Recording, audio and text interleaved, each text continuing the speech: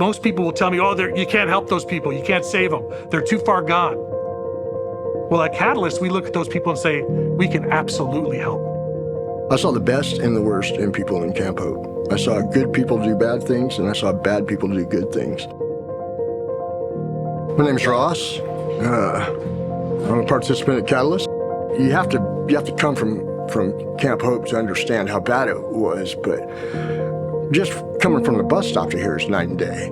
Driving through this neighborhood, coming out of this building's parking lot, I can remember some times driving in and out of here where I was a little bit afraid for my life because people were so angry at us. When we had the neighborhood meeting in that summer before we opened, the neighbors themselves said, you know, there's been homeless people camping in these woods, setting fires in these woods. By the time I got there, I had no other place to go. There was just, you know, I'd been on the road long enough that there was no other couches to fly, you know, no other place to go. All my family's dead.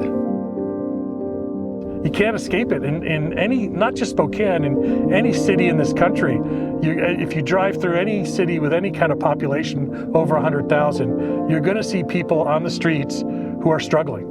And, you know, our choices are, well, you could drive by them and just pretend they're not there. Or, you know, you could drive by them and think, you know, what's my place in this? I hit the streets right about 25. Yeah, my daughter was born. Just after my daughter was born, you know, my girlfriend wanted me to, you know, grow up and man up. And apparently I wasn't ready to. And I just kept doing drugs, and, you know, I could do drugs and still work. So I was doing drugs and staying at work. But after a while, it was just me and drugs and not work. So that's what it was. At capacity, we can have 110 folks in our facility.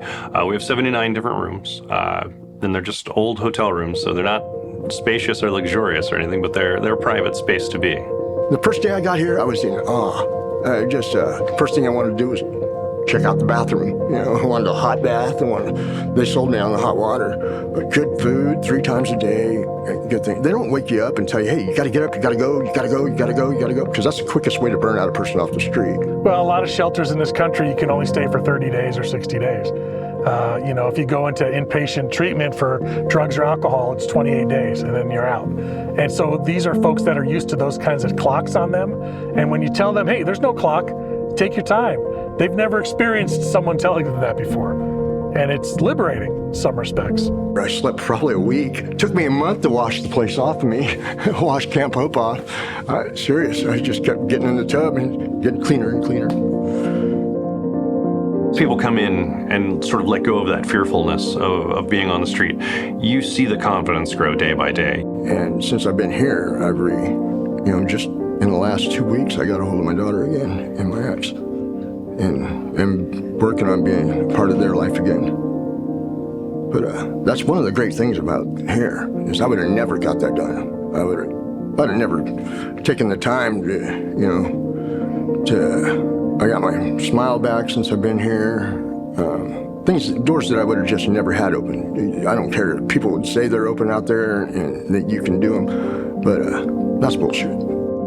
We help people, and I think when you're working in human services, like, you're just offering help, you're offering a space, and you are offering time.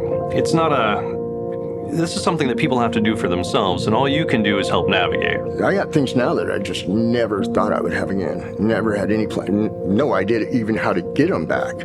You know, and that's just simple side effects of what I've gotten from here. You know, hell, a good self-image is a great thing. You know, first time in a long time, I like seeing myself in the mirror. You know, nothing is so broke that you can't fix it. Nothing. No human being is so broke that you can't help them, that you can't get them to a better place. Catalyst is home, heaven. It's the rock I lean on a lot right now.